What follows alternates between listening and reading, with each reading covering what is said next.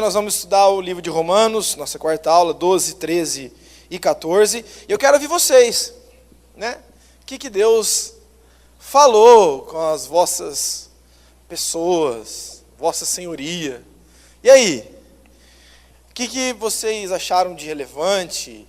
Alguém tem, eu quero tirar uma dúvida. Eu quero trazer uma dúvida aqui nessa noite. Eu quero gerar um momento de interação com vocês. O que vocês viram lá? Pode falar, pastor? Acho que é melhor o senhor falar no microfone. Obrigado. Boa noite. No Romanos 12, 12, é muito bacana que ele fala assim: alegrai-vos na esperança e sede paciente na tribulação e perseverai na oração, né? E Paulo, eu estava estudando esse texto e pesquisando um pouquinho, e aí Champlin fala muito a respeito disso daqui, ele fala a respeito da esperança, né? E quando nós falamos em esperança, nós cremos, eu espero alguma coisa, né? Eu tenho esperança que eu vou melhorar de vida, eu tenho esperança que eu vou ficar rico, eu tenho esperança que eu vou ficar mais bonito. É difícil, mas eu tenho esperança. Só que essa esperança que ele diz, essa esperança é Jesus.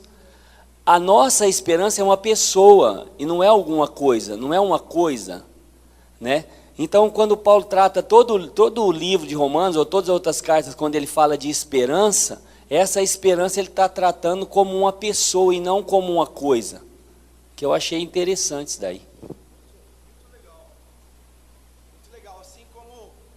Acontece em outros textos, por exemplo, quando ele falavam, Atos capítulo 19, falavam mal do caminho, né? E o caminho era o próprio Cristo. Então, às vezes, ele recebe alguns adjetivos, algumas palavras que simbolizam, Cristo. Então, ele está dizendo, a esperança, nesse caso, é Cristo, é muito, muito bonito. O cristianismo ele tem uma característica de descentralizar os nossos olhos do nosso próprio eu e colocar os nossos olhos na esperança que é Cristo. Então, a grande chave para ler o Novo Testamento, queridos, você quer uma chave interpretativa para o Novo Testamento, se faz necessário compreender a centralidade de Cristo em todas as cartas, capítulos, versículos, paráfrases, tudo que for das alegorias, é Cristo manifesto. Então, o que acontece?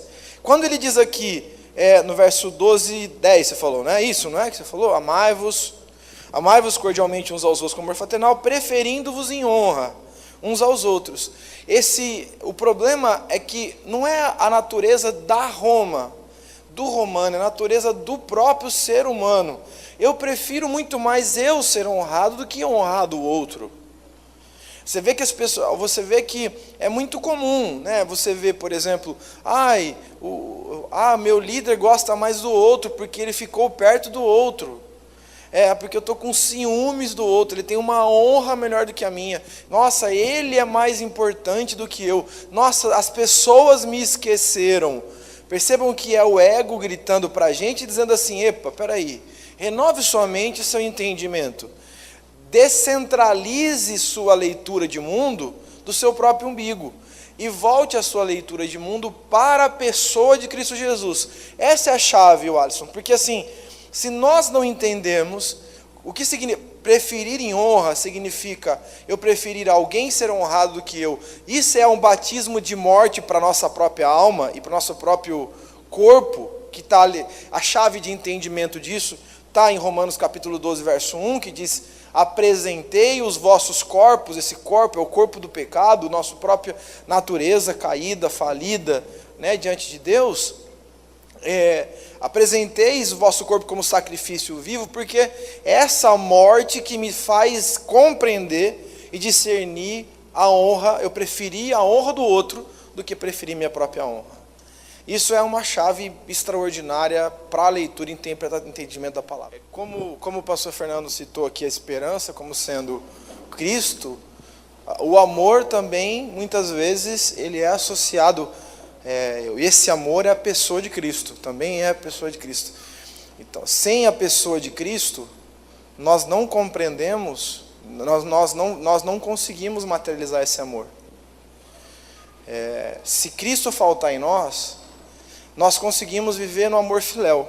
Você quer ver uma coisa muito interessante para a gente? Porque assim, tem vários tipos de amor. Vou passar já para o pastor Álvaro, quer também falar alguma coisa. Mas é assim, ó, quando a gente entra no ambiente do português, se eu amo o meu irmão, eu amo o Marcelo.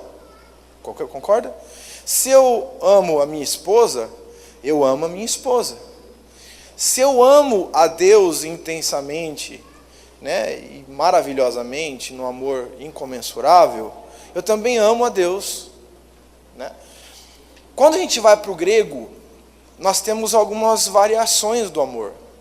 Quando eu amo meu irmão, eu amo o filéu. Então, eu amo o pastor Fernando. Então, eu filéu o pastor Fernando.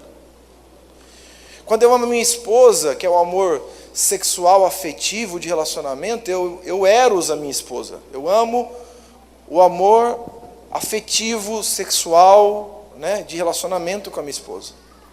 Quando eu amo a Deus no amor sublime, na sublimidade do nosso amor, eu estou desenvolvendo o amor ágape por Deus. Deixa eu voltar para cá que está dando microfonia. Então o que acontece? Quando você olha, você vê uma das coisas, nem sei porque estou falando tudo isso, que não é a ver, mas assim, quando o apóstolo Pedro, ele vai lá e ele diz para Jesus que ele não vai trair Jesus. Quantos lembram disso? Ele vai falar assim, não, eu vou morrer por ti. Isso revelava para o próprio Cristo a incapacidade de Pedro de se enxergar. Porque logo depois ele cai, ele traz Jesus, mas assim de maneira muito rude. Ele chega a amaldiçoar que esse Cristo seja anátema. Só que uma coisa interessantíssima nesse texto é que quando Jesus, lá em João capítulo 21, ele se relaciona com o apóstolo Pedro de novo, numa atitude de reconciliação com ele, sem peso, você percebe uma coisa que eu não percebia na beleza desse texto no original.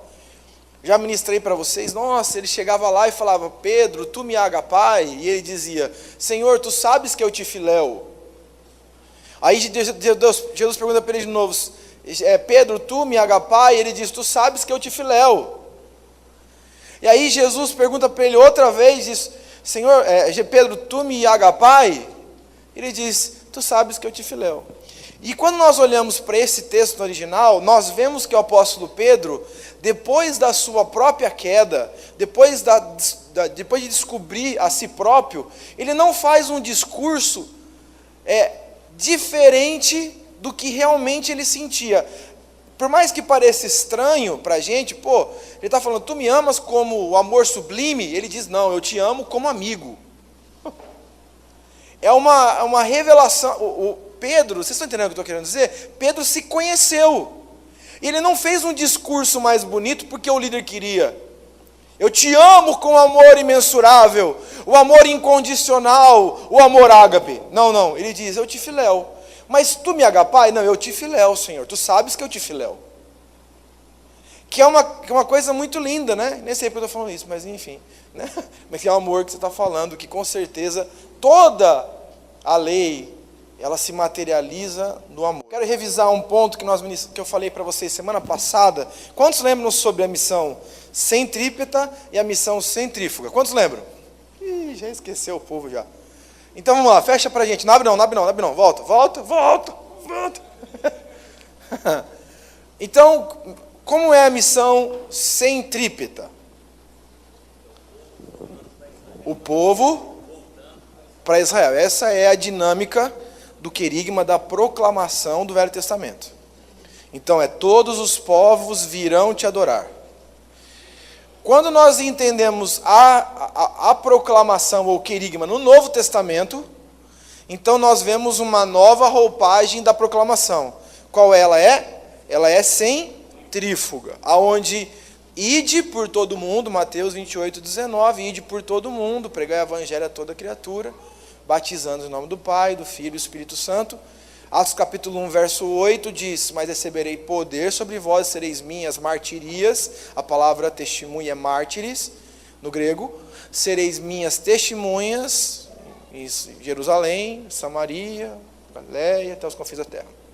Então, nós vamos agora, voltando lá só para repassar, pode passar os 2 slides, a missão centrífuga, as nações e os povos da terra. Não, volta.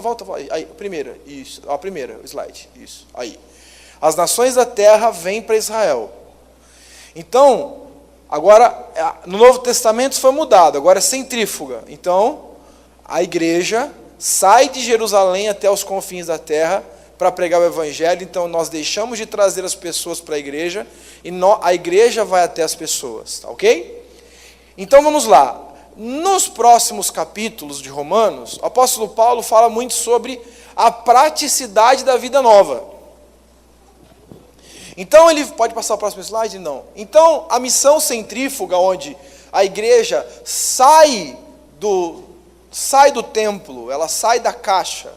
A igreja, ela sai do sistema religioso, ela vive a vida embutida no mundo. Essa igreja, que tem uma nova vida, ou uma vida nova, ela tem novos comportamentos e obrigações. Nos outros estudos que nós fizemos aqui de Romanos, nós estudamos cada capítulo e com algumas características de cada um dos capítulos. Hoje eu quero pegar os próximos 3 capítulos numa nova roupagem, e um pedacinho do 15, que eu quero pegar com vocês. Nós vamos ver hoje 12, 13, 14, e eu vou ver um pedacinho do 15 só para a gente encerrar a ideia, para que a gente não fique um pedaço, ficar manco a conclusão daquilo que nós vamos falar, tá bom? Então, para você compreender esses 3 capítulos, uma chave para entendimento desses capítulos, então nós temos que entender, próximo slide, o novo modelo de vida, através da fé operante, do sacrifício vivo que nós temos, do corpo, e da renovação da mente, ou seja, o novo modelo de vida que nós vamos viver, segundo Romanos capítulo 12, de 1 a 8, diz: rogo-vos que apresenteis o vosso corpo por sacrifício vivo, preste atenção, sacrifício vivo, santo e agradável a Deus, que é o vosso culto racional. De novo, nós vamos ver uma fé que ela não é emotiva. Eu não escolhi fazer algo porque eu tenho uma emoção nisso. Quando nós olhamos para esse texto, nós vemos o apóstolo Paulo dizendo: eu rogo a você, eu peço, imploro para vocês, que vocês de livre consciência, vocês apresentem os seus corpos como mortos, como sacrifício vivo, mas como sacrifício que morre. E esse sacrifício seja o quê? Vivo, santo e agradável a Deus. Por quê, queridos? Que é o vosso culto racional, é um culto na cabeça, eu entendi, eu sei o que eu estou fazendo.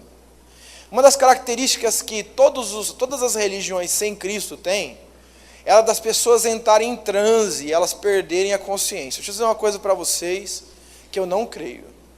Eu não creio que uma pessoa vai ser tomada pelo Espírito e ela perde a sua consciência. A Bíblia fala que o Espírito é sujeito ao profeta, e nós, até algumas pessoas, não, porque aí eu rodei, eu voei, e eu esqueci, não sabia onde eu estava. Então assim, a Bíblia fala que isso soa estranho à luz da palavra. Não que Deus, o Espírito Santo, não possa tomar a vida de alguém e encher a vida dessa pessoa, do Espírito, falar em novas línguas, enfim. Eu não deixo de crer na manifestação do Espírito Santo nas pessoas. Porém, queridos, uma das coisas que ela faz com que a gente discirna o que está acontecendo, que nós tenhamos no Espírito essa consciência do que está sendo feito. Eu não sei, eu sei o que aconteceu, eu morri, acordei depois de 25 dias, eu tinha sido ungido, isso soa estranho na experiência com Deus à luz da palavra. Ele diz: isso é o vosso culto racional. Qual é o culto racional? O culto é minha entrega, eu sei o que eu devo fazer, eu sei o que eu não devo fazer, eu sei o que eu tenho que entregar nas mãos de Deus, então eu vou lá e entrego. Não porque eu senti, não porque eu estou com arrepio, não porque eu estou com... É porque eu entendi, o Espírito de Deus me revelou e por isso eu faço. Então assim, mais uma vez eu estou dizendo para vocês, e pegando um gancho daquilo que estava falando domingo, que nós fazemos, a real conversão não é o sentimento de conversão, é a convicção de conversão. Porque você viu muitas pessoas que choram diante de Deus, choram diante dos altares, mas elas não mudam seus posicionamentos de comportamento.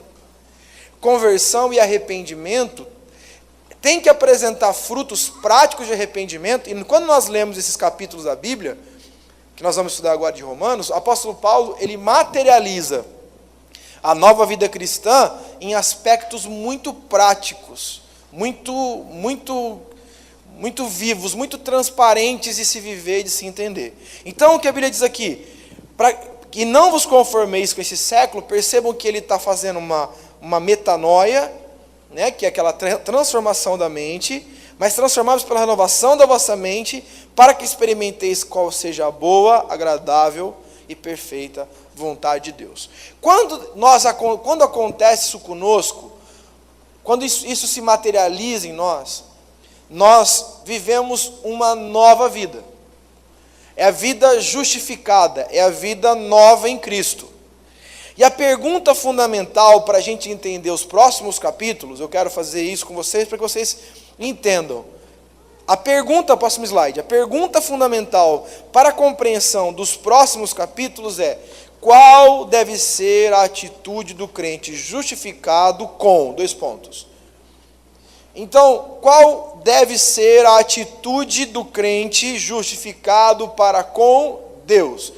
Para com as pessoas, para com a igreja, para com as autoridades, para com os irmãos, para com os inimigos, entendeu? Então todo o capítulo, os capítulos que veremos agora, será uma expressão do apóstolo Paulo, dizendo assim para a gente: aqueles que estão justificados em Cristo e são novas criaturas ou novos crentes, eles têm que ter uma atitude assim com. Então nós vamos começar agora para que vocês possam compreender. Qual deve ser a atitude do crente justificado para com Deus? Qual é a primeira coisa? Apresenteis o vosso corpo por sacrifício vivo, santo e agradável a Deus, que é o vosso culto racional.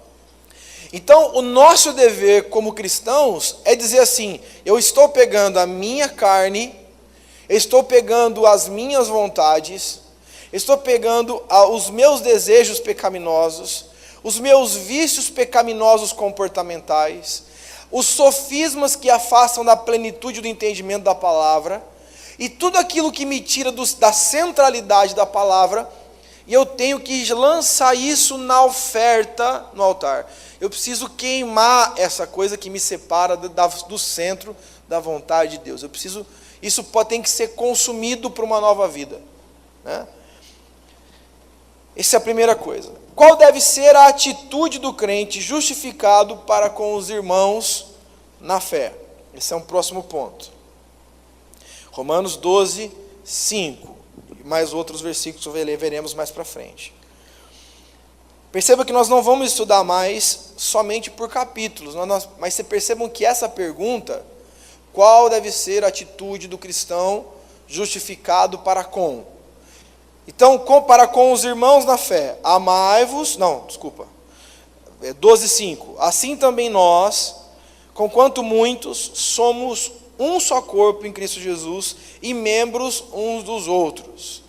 Então, quando nós pensamos que a pessoa em Cristo, justificado, tendo uma nova vida, se ele tem uma nova vida, ele tem que entender o seu papel dentro de um corpo, o corpo não é ele. Eu sei que isso pode parecer simples, mas isso é extremamente complexo. Queridos, vocês vão ver que todos esses capítulos, o apóstolo Paulo tenta roubar o falso entendimento dos seus leitores, tirar a mentira dos seus leitores, de que a centralidade do mundo é ele próprio, que nós somos o centro, de que nós deveríamos receber honra, de que nós deveríamos ser amados, de que nós deveríamos lutar pelas nossas questões, de que nós deveríamos tirar o foco da gente. Veja bem, não é tirar o valor do que somos, mas colocar em nossa mente, nossa consciência, o que realmente somos no corpo. O que nós somos? Nós somos um membro do corpo. Um membro do corpo, mas que precisa do outro. Se imagina se a gente chegar e dizer assim, ó, eu não quero mais meu coração porque ele é chato. Tem gente que tem problema no coração, não tem?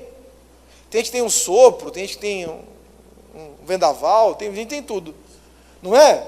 Mas se meu coração dá trabalho, então eu vou tirar meu coração. Eu não quero mais meu coração no meu corpo porque ele é chato. Vou dizer para vocês, porque o meu pé nasceu torto. Meu pé nasceu torto, então ele é muito torto, ele não corrige. Entendeu? Tipo assim, ele tem um problema, então eu vou tirar meu pé, então anda sem pé. A consciência que nós em Cristo devemos ter, veja bem, que os nossos irmãos, preste atenção nisso que é muito sério, os nossos irmãos, e não pessoas que dizem que são, nossos irmãos em Cristo, que têm suas debilidades, que têm seus desvios de caráter, que precisam ser sarados por Deus. Essas pessoas, cada uma delas tem o seu devido valor no reino. E quando a gente pensa em corpo, nós estamos vivendo em corpo, eu nesse corpo tenho a minha função. Você imagina se eu, dentro do corpo, se eu sou a mão, deixar uma abelha pousar no meu olho, ou a pálpebra, vai dizer assim, não quero mais te defender o olho, pode picar um marimbondo dentro do olho aí que não tem problema nenhum. A pálpebra é um mecanismo de defesa, ela não defende a pálpebra, ela defende o olho. Então, quando nós entendemos temos essa noção de corpo, nós começamos a compreender o que o apóstolo Paulo está dizendo aqui sobre o corpo de Cristo. Vamos lá. Segundo versículo, qual deve ser a atitude do crente justificado para com os irmãos da fé?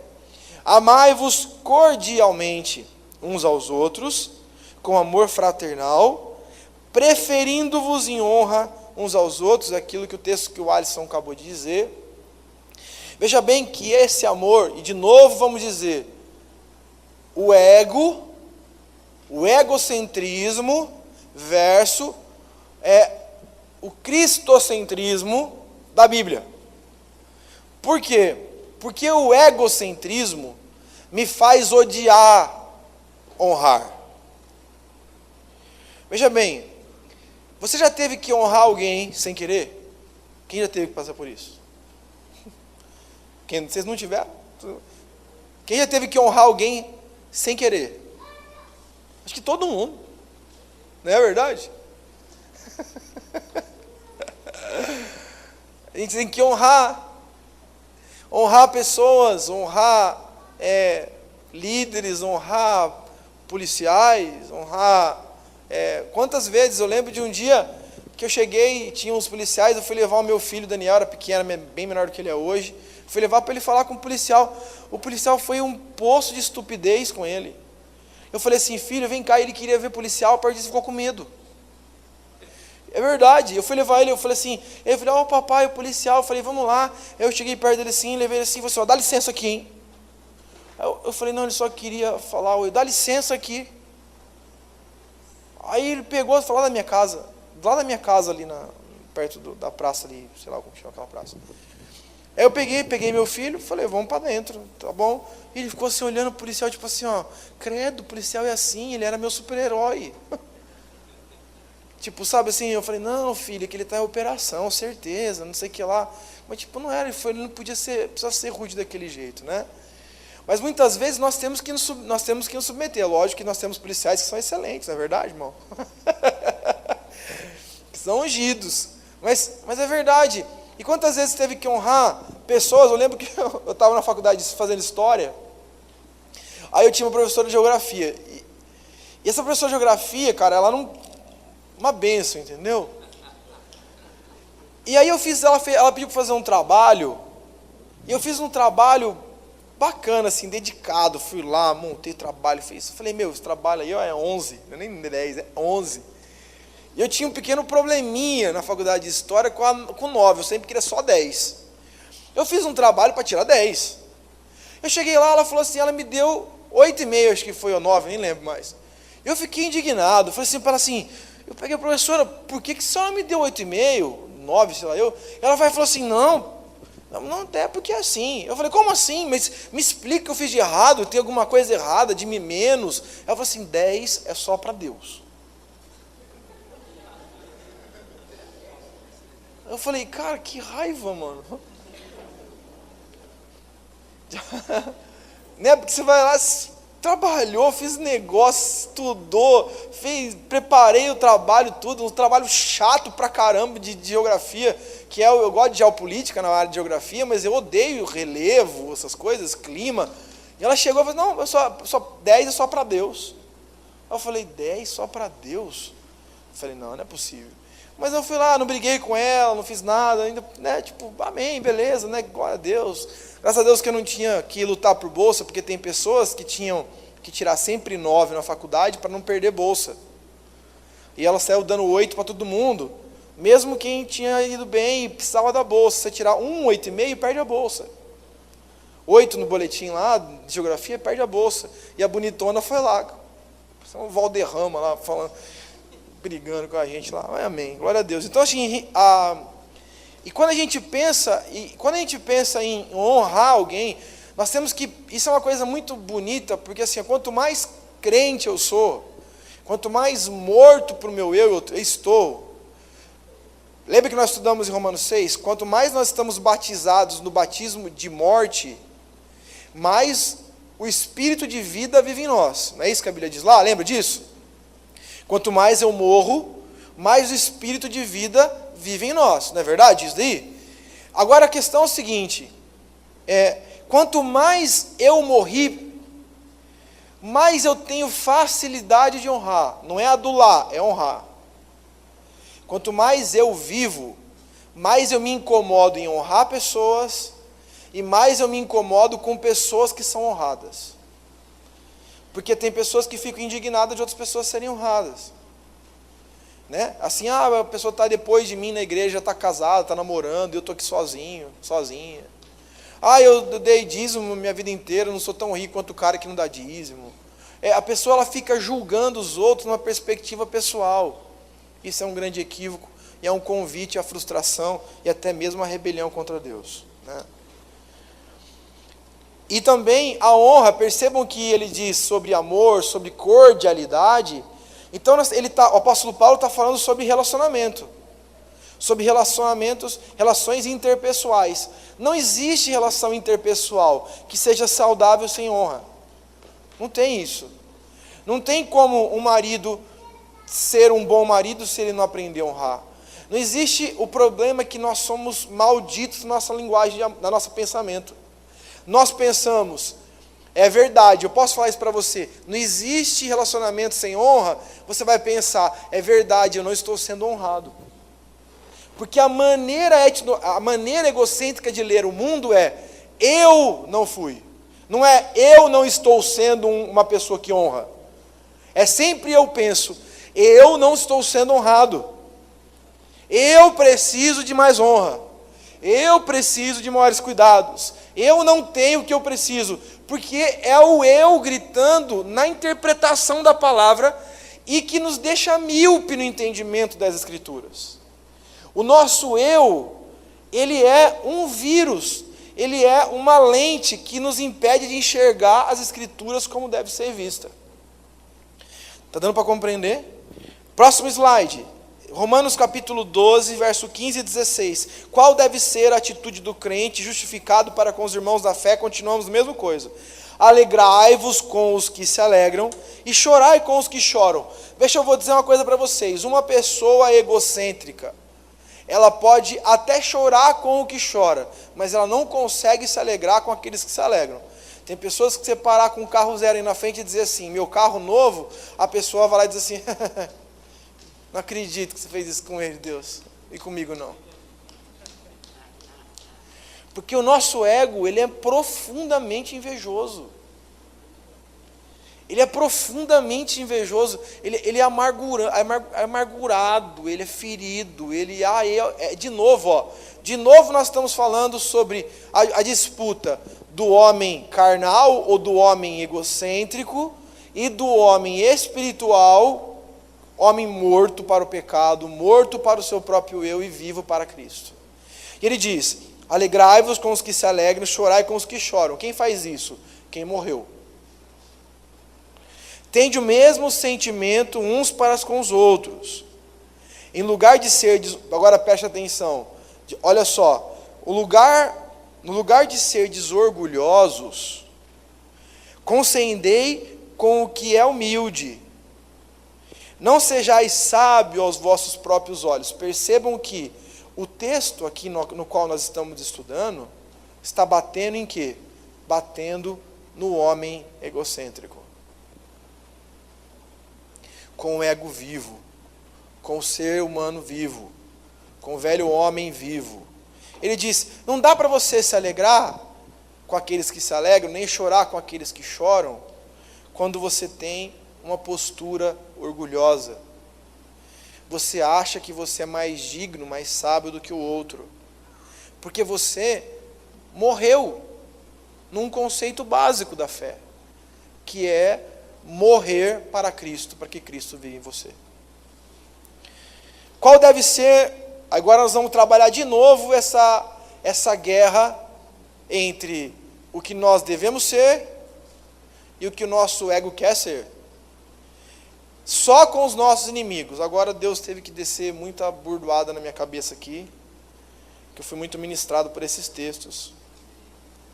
Porque inimigo não tem faltado nesses dias não. Qual deve ser a atitude do crente justificado para com os de fora e os inimigos? Diz assim, Romanos 12, 14. Abençoai o que vos abençoai e não amaldiçoeis. Mas que vontade que dá. Não dá?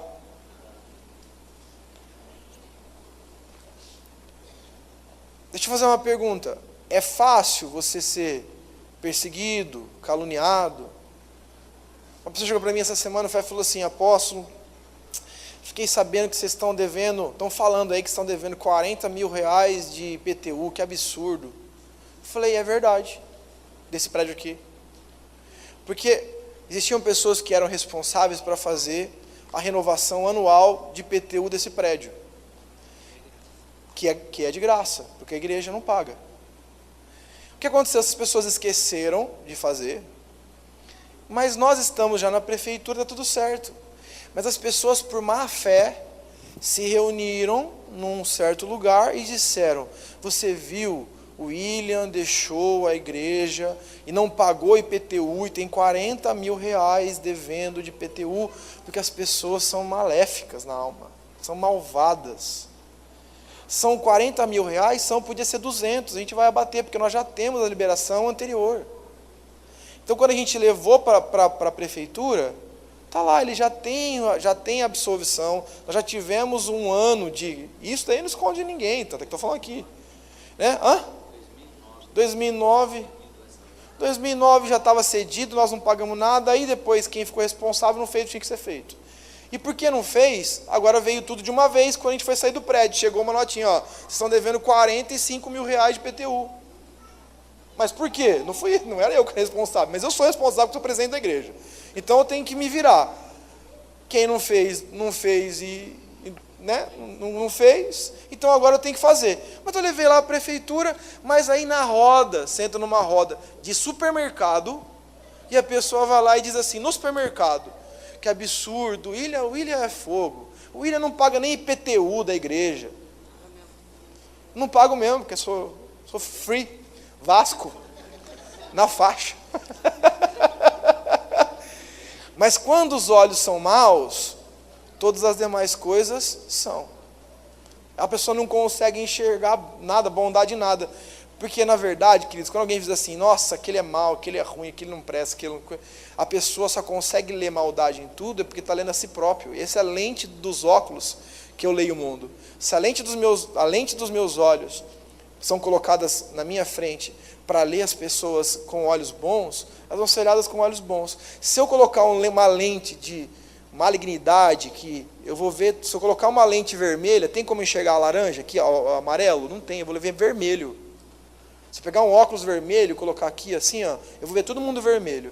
E quando a pessoa, nós vamos ver sobre se vestir de Cristo, Mas assim, quando a pessoa ela tem o óculos da maldade, ela age com dolo, com calúnia, com mentira, desagregando, destruindo bases e credibilidade desse ministério e de muitos outros, de outros pastores e assim por diante. Mas o diabo sabe disso, por isso que a Bíblia fala, ferirás o pastor e as ovelhas se dispersarão. Então ele trabalha arduamente nesse projeto, né? Tinha uma pessoa, uma vez nós fomos para o acampamento, um menino que veio aqui, a gente cuidou dele, tinha pacto com o diabo, se tatuou do diabo, escreveu lá as iniciais do diabo na vida dele, fez um monte de coisa. E nós estávamos lá no acampamento, e aonde esse cara passava era um inferno, porque onde ele passava ele colocava um contra o outro. Aí nós fomos fazer uma oração lá, fizemos uma oração forte, né? Oração forte, ele virou as mãozinhas para trás e não aguentou a pressão. Ficou possesso. E quando nós fomos expulsar o demônio dele, orar para que ele seja expulso, ele deu um show lá, tentou fazer um show, a gente colocou ele no lugar dele, graças a Deus pelo Espírito Santo, não por nossa obra, não porque a gente é bom, mas porque Cristo em nós é bom. E ele foi embora, o demônio foi embora, e ele, quando ele foi livre, ele levantou e disse assim, o pastor, falou assim, o diabo me falava as coisas que eu tinha que fazer, ele se materializava, e ele vinha aqui e ele falava assim para mim, fala para Ana que o Álvaro disse para você que ela não fez alguma coisa na casa dela. Só que ninguém sabia, só sabia a Ana e o Álvaro, casados. Então o que ele fazia? Pelo diabo, ele sabia de uma informação, chegava para ela e dizia, o Álvaro me contou. O que acontecia? Os dois brigavam e se separavam às vezes. Colocava coisas, tentando para compreender como o cara era maligno.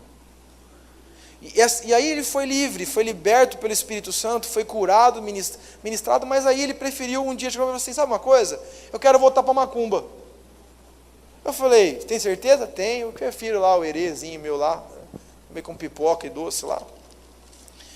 E aí ele voltou, mas ele vem de vez em quando visitar as igrejas, né, nossa igreja, assim, e o pior é que os crentes da igreja, às vezes ouvem o que um cara desse fala. Ele vem aqui, senta aqui e fala assim, não, você viu o que acontece aí? Aquele cara líder lá é isso daí, o outro lá é aquilo lá. E as pessoas crentes ouvem, sabendo do histórico do cara que tem tatuado no braço o demônio. De um pacto que ele fez com o próprio demônio. Mas amém, depois a gente conversa sobre isso outro dia. Então assim, e aí eu entro, né, aí quando eu vejo essas coisas, eu vou lá e lembro, nesse versículo aqui, qual deve ser a atitude do crente ficado para com os de fora, com os inimigos? Não vos vingueis a vós mesmos, amados. Não dais lugar à ira, amém, glória a Deus. Porque está escrito, próximo slide. Aqui não vos vingueis a vós mesmos, amados. Mas dá lugar à ira, porque está escrito, a mim pertence a vingança. Eu é quem retribuirei, diz o Senhor. Pelo contrário, se o teu inimigo tiver fome, dá-lhe de comer. Se tiver sede, dá-lhe de beber. Porque fazendo isso, amontoarás brasas vivas sobre a sua cabeça. Como é fácil fazer isso.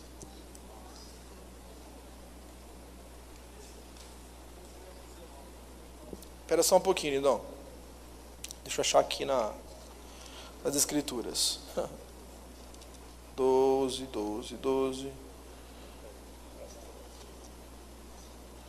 Espera só um pouquinho que eu estou procurando aqui.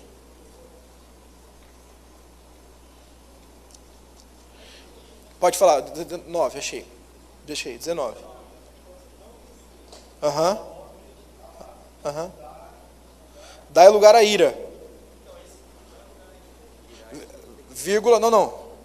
Mas dai lugar à ira. Ponto e vírgula. Explica. Because está escrito. A mim pertence a ira. Qual ira? Dele.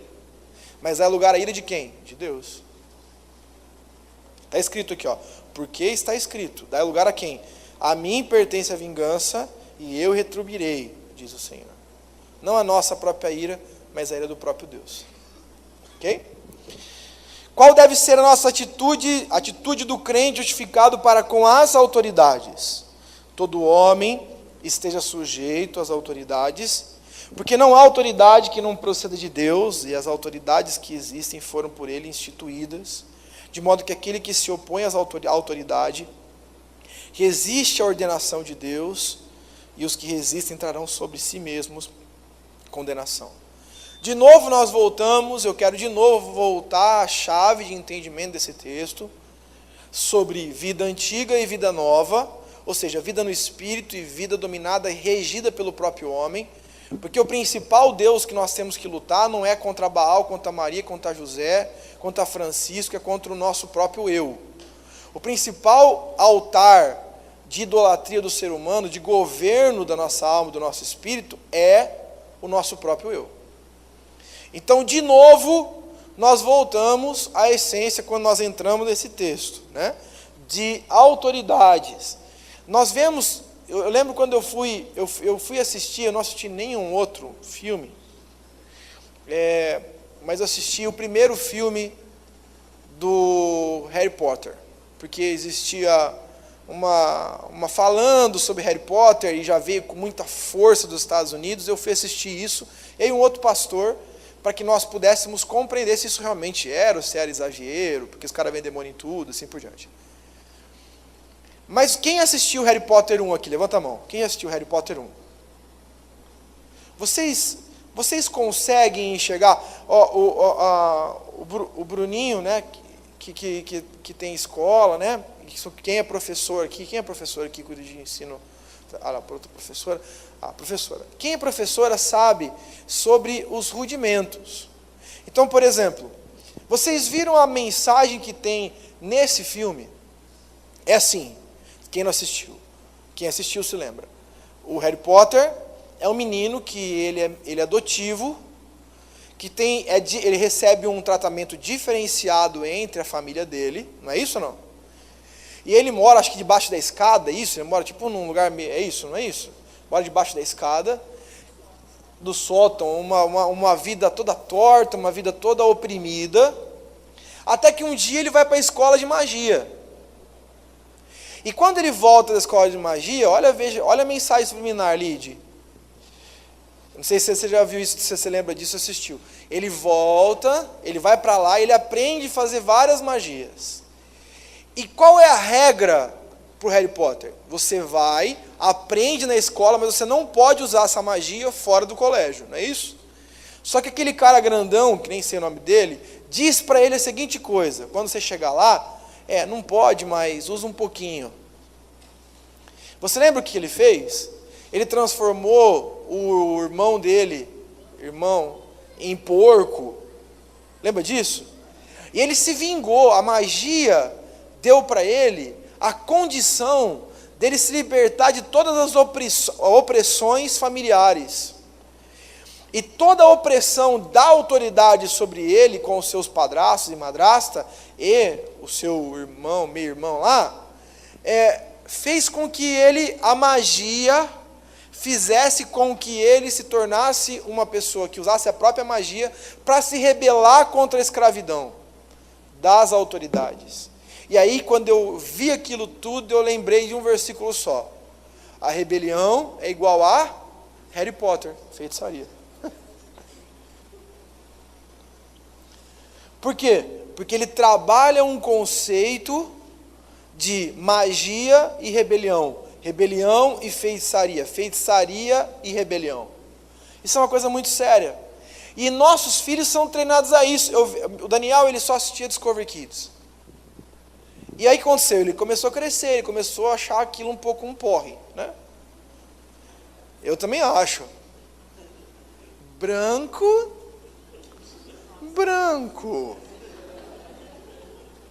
Vermelho. Agora tente só vocês. Vermelho. Vermelho. Tipo assim, né? Mas ele gostava. Agora ele está assistindo lá aquele Disney Junior lá, sei lá o que é. Mas já começou a ter uns pequenos, uns poréns, meio que da pré-adolescência, e o cara já começou a ficar meio malandro, não respeitando o pai, desobedecendo o pai, e aí já desobedecendo a família, e aquilo está impregnando, e eu comecei, esse programa você não vai assistir não, daqui não dá, não sei o que lá. Por quê? Mesmo que eu fui ensinando ele, né, ministrando a vida dele, que a gente sempre faz isso, percebam que existe uma coisa, né? Você vê, nós temos um policial aqui hoje, eu tenho certeza que ele poderia vir aqui à frente contar N casos de gente que desafiou a autoridade dele como policial, simplesmente para desafiar. Tem cara, eu lembro de um amigo meu que pegava, ele morava ali no Ouro Preto, ele tinha uma DT, ele tirava, o Fred acho que conhece ele pegava, ele empinava, e ele chegava do lado do carro de polícia, e pegava e empinava, bi, bi, bi, bi, bi. Aí descia, o policial, ele já saía correndo, ele passava na frente do Ouro Preto, buzinava, bi, bi, bi, bi, e saía, dava uma volta, a polícia atrás dele, aí ele corria, e quando passava na frente do Ouro Preto, que a polícia estava um pouco distante, ele burucutu para dentro. E o policial ficava correndo atrás, a alegria dele, desrespeitei a autoridade. Hoje ele toma um tiro no meio da testa, né? Mas antes era um pouquinho diferente. Então o que acontece? Porque o policial não sabe, o cara vai fazer um negócio desse, pode ser um bandido, pode ser um ladrão, tem tudo isso, né? E aí, mas é simplesmente pela vontade de desrespeitar. E eu vejo isso muito claramente dos meus filhos, que são crianças. Eu falo assim para eles assim, filho, não sobe aí que você vai cair. Aí eles vão lá e colocam o pé assim, tipo em cima, assim, ó. Aí eu vou lá e olho para eles assim, João Pedro, ele fala, eu não subi. É um desespero para infringir uma regra. Assim, é um desejo que está dentro da gente de não submeter a autoridade. Existe um desejo maligno em nós, tipo assim, de dar prazer naquilo que é errado, naquilo que desrespeitar alguém que foi designado pelo próprio Deus para ser direção para nossas vidas.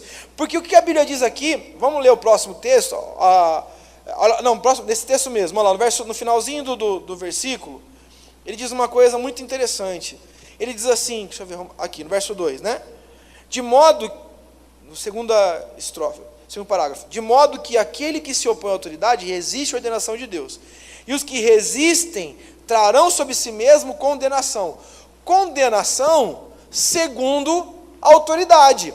Se eu desrespeito o meu professor, a alegria é tacar giz na cabeça da professora. A alegria da gente era desenhar aquela bomba na lousa e quando a professora ia apagar, todo mundo explodia. Essa era a alegria.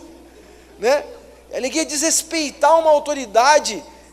Eu tenho certeza que se vocês pegarem aqui e vocês pegarem e começarem a falar, eles vão falar, nossa, um dia meu pai pediu para fazer isso, eu fiz só de propósito, para brigar, para pirraçar, porque a nossa natureza é uma natureza que quer infringir regras. É ou não é, irmãos? É mentira ou é verdade? Isso está na natureza da gente. E olha o que ele diz, traz a condenação. Se você desrespeita a professora, você é mandado embora, você pega suspensão. Se você desrespeita o policial, você vai ser preso. Se você desrespeita a Deus, você vai para o inferno. Só. É simples. Simples e sucinto. Não é verdade? E é isso daí, Deus odeia a rebelião, né? Qual deve ser nossas atitudes com as autoridades? Próximo slide. Verso 5 diz, é necessário que ele esteja sujeitos, não somente por causa do temor da punição, preste atenção, eu não tenho que cumprir a lei, porque senão eu vou ser punido, eu tenho que cumprir a lei, mas também por dever de consciência, que isso é uma coisa que, às vezes eu vejo o cristão perdido. Não, aqui pode fazer porque aqui não tem policial. Aqui pode fazer porque aqui ninguém está vendo. Isso é uma consciência extremamente medíocre de autoridade. Então quer dizer que quando o meu pastor está próximo eu não peco. Quando o meu líder está perto eu não faço coisa errada. Mas quando eles estão... Essa é uma consciência estranha de Deus. Ou senão eu não vou fazer isso porque Deus vai me punir. Eu não tenho que deixar de fazer, de pecar porque Deus vai me punir, mas porque eu tenho consciência que eu sou nova criatura e tenho uma nova vida, eu tenho um novo estilo de vida, então não condiz mais comigo viver como eu vivia anteriormente. Qual deve ser a atitude do crente justificado para com as autoridades e todo mundo? Pagai a todos o que lhes é devido. A quem tributo, tributo. A quem imposto, imposto. A quem respeito, respeito. A quem honra, honra. Então, assim, esse senso, de novo, qual é a característica, a atitude do crente justificado para com todos, com as autoridades, com as pessoas que nos cercam, com as empresas nas quais nós vivemos, com a empresa na padaria, na farmácia, na loja de roupa, no cabeleireiro, com meu irmão. Eu tenho que dever o quê? O que eu tenho que fazer? Eu tenho que dar respeito. Se eu tenho que dar respeito, então eu vou dar respeito para os senhores e senhoras da igreja. Tem senhores e senhoras da igreja, com a viúva da igreja, que precisa do meu respeito, do meu amor, do meu carinho. Então eu devo lhe dar esse tipo de respeito. Com os anciãos da igreja, eu devo dar respeito aos anciãos da igreja. Porque com certeza, os anciãos não são diferentes porque têm mais cabelo branco do que eu, mas porque eles têm uma história maior que a minha e tem muita coisa para nos ensinar. Não é verdade, irmãos? E a quem honra? A quem honra. Vamos andar com mais velocidade aqui. Qual deve ser a atitude do crente justificado para com todos? A ninguém fiqueis devendo coisa alguma. Vamos ler todo mundo junto? A ninguém fiqueis devendo coisa alguma. Olha aí de novo. A ninguém fiqueis devendo coisa alguma. Amém, queridos? Então, a gente precisa entender uma coisa: qual é a ferramenta, qual é o ponto de contato com do diabo com o crente justificado? É a nossa carnalidade. Porque a Bíblia diz o que para a gente? Não deis lugar ao... E lá em Tiago capítulo 4, a Bíblia diz: aonde estão as guerras? Por que acontecem as guerras, as contendas entre vós, se não é por causa da vossa alma? Por causa dos sentimentos, por causa das vossas ambições, por causa dos seus ciúmes. Então existe um sentimento, existe um ponto de contato das trevas que ele trabalha. Então ele vai lá, o diabo ele pega e ele diz assim: compra, você precisa ter. Qual é a estrutura de marketing? Aqui nós temos alguns marqueteiros, acho que eles estavam todos ocupados e ficaram em casa hoje. Mas temos alguns marqueteiros aqui na igreja. Eles sabem o que eu estou dizendo. Qual é a grande chave para você vender alguma coisa? Tem que transformar aquilo que é supérfluo em necessidade. Então, quando eu digo assim para você, quando eu vou lá e faço aquela propaganda daquelas Polishop da vida lá, né? Propaganda da Polishop lá. Agora você tem, eu falei que daqui uns dias você apertava. Quantos lembram da família Jackson? Lembra da família Jackson? Apertava o botão, vinha um cheeseburger. Lembra disso? Agora eu quero um milkshake. Saiu o milkshake. Né? Nós estamos vivendo um tempo parecido com isso. Agora você tem fritadeira, você tem máquina de bolo, máquina de arroz e um monte de coisa. E aí o que acontece? A pessoa vai lá e fala assim, coloca assim a máquina de arroz, o Invisible Bra, né? Que coloca. E aí vai lá e coloca tudo lá. Aí fala assim, você precisa, aqueles caras, você precisa, chega de ficar lá pensando e coloca aquela água e sai e fica papa. Chega de arroz papa, chega de arroz papa, chega. Olha aqui, pertinho, baratinho para você agora. Não, eu não acredito, tá no meu ponto. Um preço impressionante para você. Não, tá todo mundo doido neste lugar, tá todo mundo doido. Só isso, direção. Acho que tá todo mundo doido. 10 parcelas de R$ 49,99, você precisa comprar isso. O que acontece? A pessoa, ela não tem mais o direito de escolha, ela precisa comprar. E se eu me convenço que eu preciso comprar, eu compro mesmo não tendo dinheiro. Ele trabalha, veja bem, queridos, o diabo trabalha arduamente num processo de endividamento dos cristãos. E tem como a sua base, a base de ação, a nossa alma, não é verdade? Pode ver, não é vocês não, eu também, todo mundo é assim. Dá prazer ou não dá prazer sair com uma sacola de uma loja? Tem mulher que até se manifestou. Opa, chapacataia. Porque dá prazer ou não dá? Dá prazer, irmãos, porque trabalha a nossa alma. E aí nós nos transformamos, nós nos prostramos diante de Mamon. Nós nos prostramos diante de Mamon porque nós compramos mais do que podemos. E o apóstolo Paulo está dizendo: se você tem uma nova vida, não a ninguém fiqueis devendo coisa alguma. Não é ficar devendo só dinheiro, devendo nada, não vou dever para ninguém. Olha que coisa mais linda. Exceto o amor com que vos amei uns aos outros. Se eu devo alguma coisa, pois quem ama o próximo tem cumprido a lei, no qual o nosso irmão Paulo acabou de dizer. Ele está dizendo assim: ame. Isso, deva amor mesmo, deva amor para todo mundo, mas não deve para ninguém. Isso tem a ver com renovação da mente completamente. Se a gente não entender esse tipo de verdade, de revelação do Espírito, veja bem, queridos, Romanos, a chave para entender a Bíblia, o Novo Testamento, é entender o homem caído tentando reassumir o comando do homem justificado pelo Espírito. É o nossa alma, nossa carne querendo prevalecer sobre a vida espiritual. As nossas ambições, o nosso ego querendo a honra que é do próprio Deus. O nosso próprio ego querendo governar a nossa vida, ao invés de deixar que Deus governe a nossa vida. Essa é a chave. Essa é a chave para compreender as Escrituras do Novo Testamento.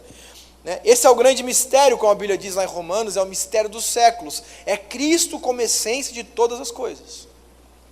Vamos lá. Qual deve ser a atitude do crente justificado para com Cristo Jesus? É o que nós estamos dizendo. O que nós devemos ter de atitude para com Cristo?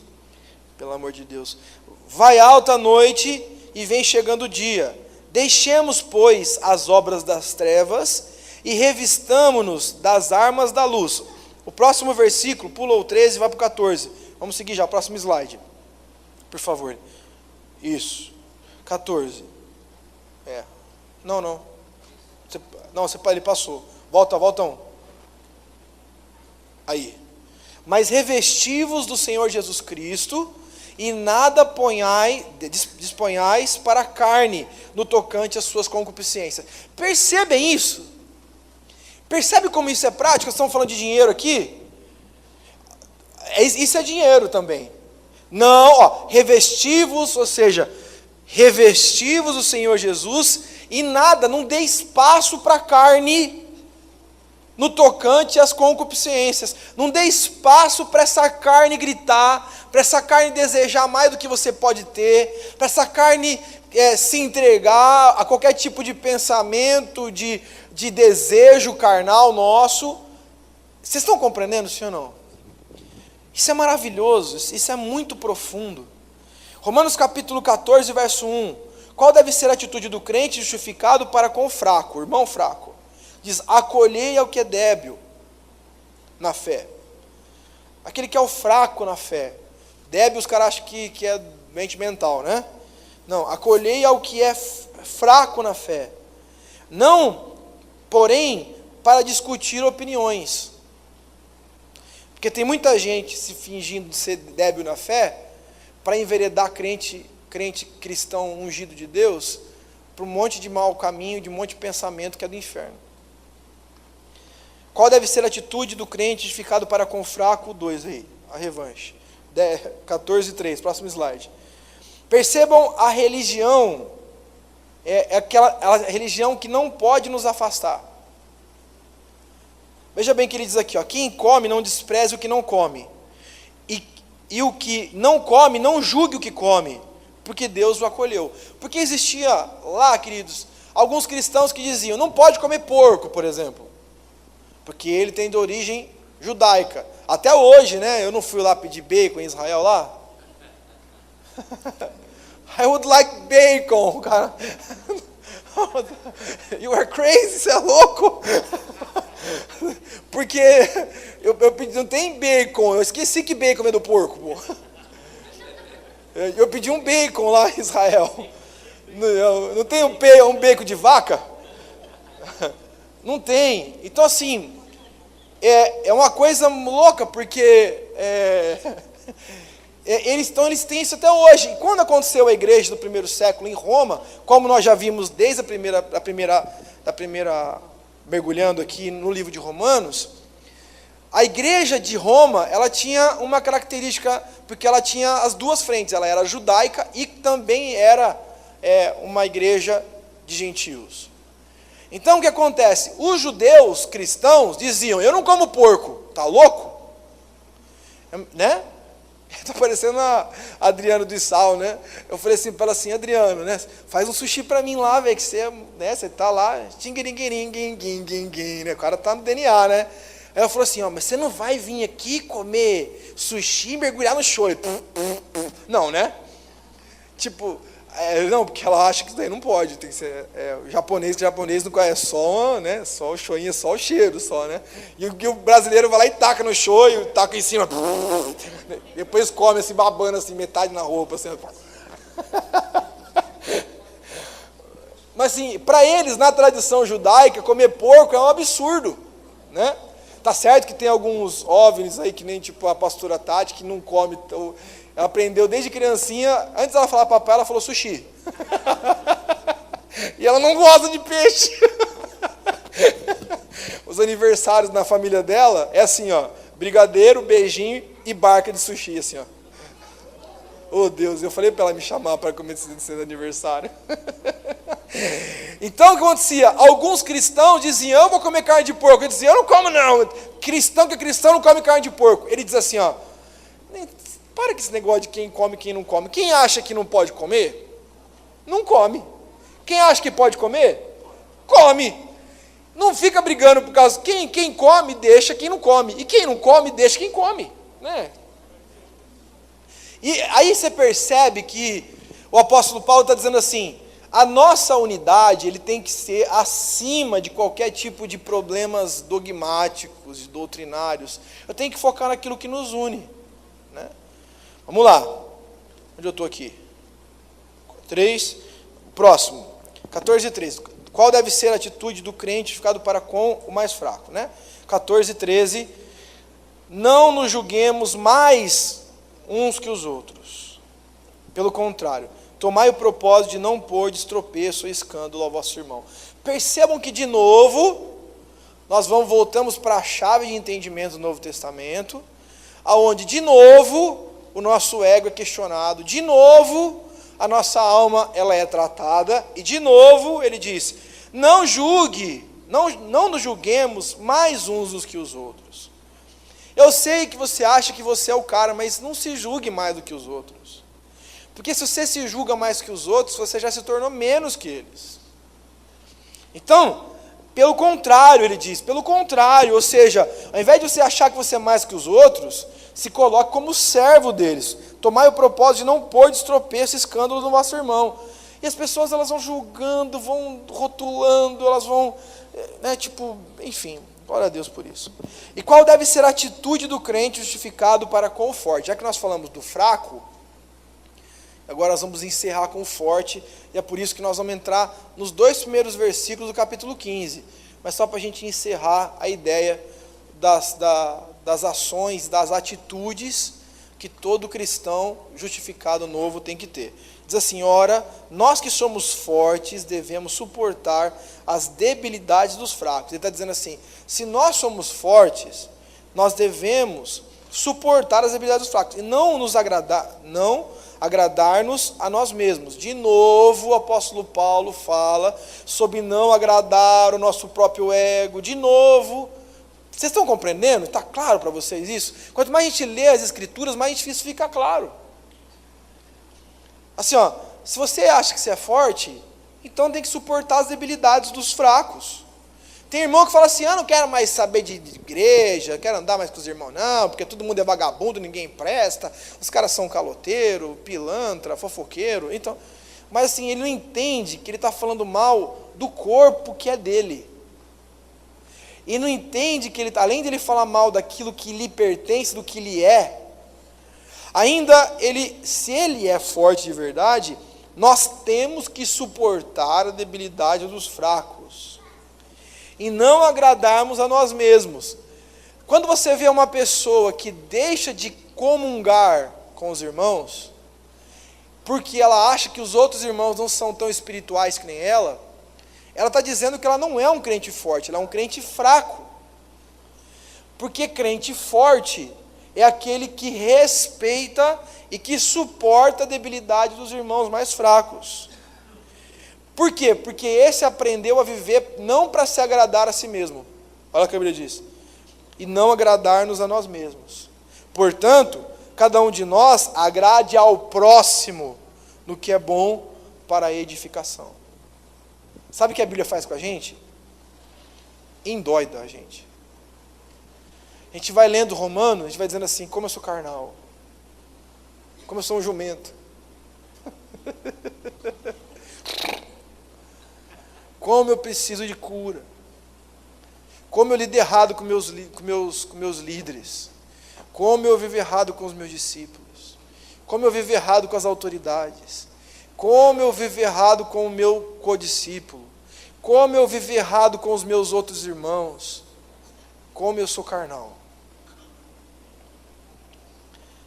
Percebam que no último versículo, no capítulo 2, verso 2 aí, a última parte desse versículo aí, ó, diz não, que nós devemos, se nós somos fortes, devemos suportar a debilidade. No final ele explica por quê. Nós devemos, portanto, cada um de nós agrade o próximo no que é bom para o quê? Porque se não edifica, não deve ser vivido. Qual é a chave para dominar a nossa língua? Qual é a chave para dominar aquilo que falamos? Se não edifica, não deve ser dito. Amém, queridos? Não edifica, não deve ser falado. O que nós temos que fazer e percorrer? Percorrer o rumo, o caminho da edificação. Edifica, meu irmão? Então eu vou dizer. Se não edifica, então cale-se. Amém? Qual é a chave para entendermos? O que nós entendemos nisso tudo? É que existe uma nova vida, para colocar o próximo slide, existe uma nova vida em Cristo Jesus. E uma nova vida que ela não é só conceitual, ela não é só institucional. Agora você se converteu, passou pelo batismo, você tem uma nova vida. A nova vida ela tem que se expressar por meio de comportamentos restaurados pelo Espírito. Se em nosso andar, nossa conduta, o Espírito não age em nós e não faz com que o Espírito Santo de Deus viva em nós através da prática cristã, ele fica só na abstração, significa que nós temos uma vida nova, né? Nós temos recebendo o vinho novo no odre antigo. Não dá para a gente receber o vinho novo de Cristo, da vida nova, no odre antigo, porque ele se rompe, diz a palavra. Então, o vinho novo do Espírito, ele tem que ser acompanhado com um odre novo do Espírito, para a glória de Deus. Amém, queridos? Então, nós estudamos nessa aula 12, 13 e 14, em nome de Jesus, e um pedacinho do 15.